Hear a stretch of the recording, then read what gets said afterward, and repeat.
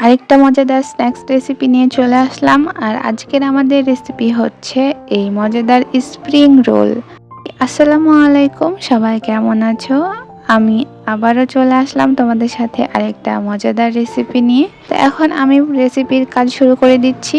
আমি প্রথমে একটা ফ্রাই প্যান নিয়ে নিয়েছি আর 1 টেবিল চামচ পরিমাণ তেল অ্যাড করে দিয়েছি। এবার অ্যাড করে দিচ্ছি একটা মিডিয়াম সাইজের পেঁয়াজ কুচি।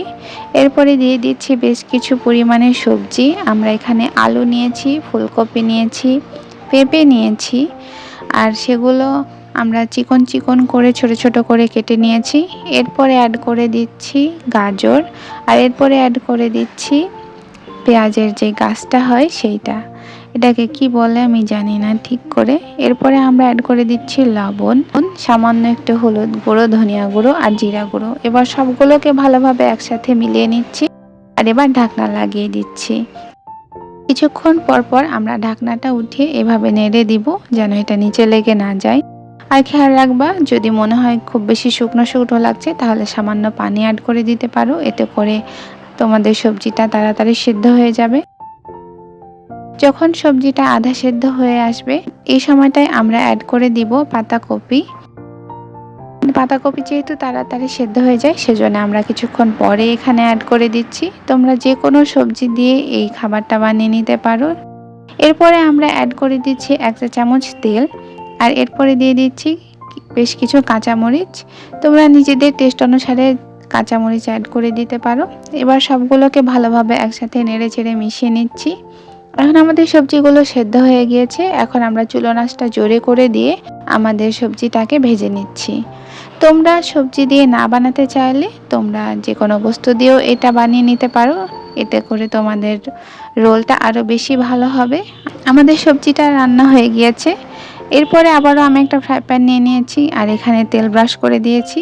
এবার আমরা আমাদের রোল বানানোর জন্য রুটিগুলো বানিয়ে নিচ্ছি। আমরা যেভাবে পাটিসাপটা রুটি বানাই ঠিক সেভাবেই আমরা বানিয়েছি, তবে আটা মাখানোর সময় আমরা আটার ঘনত্বটাকে অনেক বেশি পাতলা করে নিয়েছি, খুব বেশি ঘন রাখিনি। আর যেভাবে আমরা পাটিসাপটা রুটি বানাই ঠিক সেই পদ্ধতিতেই আমরা এই রুটিগুলো বানিয়েছি। এই যে দেখো, কিছুক্ষণ ঢেকে দিয়েছিলাম। এবার আমি এটাকে উল্টে দিব, আর উল্টে দেওয়ার পরে কিন্তু খুব বেশিক্ষণ ভাজবো না, যদিও আমি ভাজতে গিয়ে একটু বেশি ভেজে ফেলেছি, লাল করে দিয়েছি। তো এভাবে আমি অনেকগুলো বানিয়ে নিয়েছি। এবার আমি একটা করে রুটি নিচ্ছি আর এর মাঝে আমাদের তৈরি করে রাখা সেই সবজিটা অ্যাড করে দিচ্ছি, আর চারপাশে আমরা কিছু আটা অ্যাড দিয়ে দিচ্ছি। এখানে আমি চালের আটা ও গমের আটা গুলিয়ে নিয়েছিলাম একসাথে, যেটা আমাদের গ্লুয়ের কাজ করবে। এই যে দেখো, এভাবে চারপাশে লাগিয়ে দিলে এই রুটিটা কিন্তু আর খুলবে না। এভাবে আমরা আমাদের রোলগুলো বানিয়ে নিব। এটা খুবই সাবধানতার সাথে করতে হবে। তোমরা যদি এখানে মনে হয় যে তোমাদের রুটিটা খুলে যেতে পারে তাহলে তোমরা এই যে এভাবে রোলটা বানিয়ে নেওয়ার পরে তোমরা টুথপিক দিয়েও আটকে নিতে পারো। আর এই তো এইভাবে আমি এখন অনেকগুলো স্প্রিং রোল বানিয়ে নিয়েছি। এখন এগুলো ভেজে নেওয়ার পালা। এগুলোকে আমরা শ্যালো ফ্রাই করে নিচ্ছি।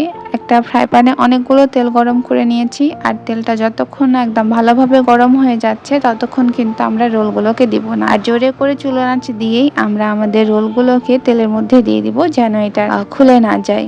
নাহলে দেখা যেতে পারে যে আমাদের রুটিটার মুখটা খুলে গেলে কিন্তু সবকিছু একদম নষ্ট হয়ে যাবে। আর কিছুক্ষণ পরে আমরা চুলো আঁচটা কমিয়ে দিয়ে মিডিয়াম আঁচেই আমাদের রোলগুলোকে ভেজে নিচ্ছি। এখন আমরা উল্টিয়ে দিচ্ছি, আর এভাবে কথা বলতে বলতেই আমাদের রোলগুলো বেশ সুন্দরভাবে ভাজা শেষ। এভাবে তোমরা একটা করে টিস্যু দিয়ে দিবে যে প্লেটে উঠাবে তার উপরে, তাহলে আমাদের এক্সট্রা যে তেলটা থাকবে সেটা কিন্তু সেই টিস্যুটা শোষণ করে নেবে। আর এই যে দেখো, আমাদের স্প্রিং রোল রেডি। এখন মজার মজার স্প্রিং রোল এনজয় করো। বাসায় ট্রাই করলে আমাকে জানাতে ভুলবা না কিন্তু। ভালো লাগলে লাইক সাবস্ক্রাইব করে দিবা। এই তো ছিল আমার আজকের ভিডিও। সবাই ভালোই থাকো। আল্লাহ হাফেজ।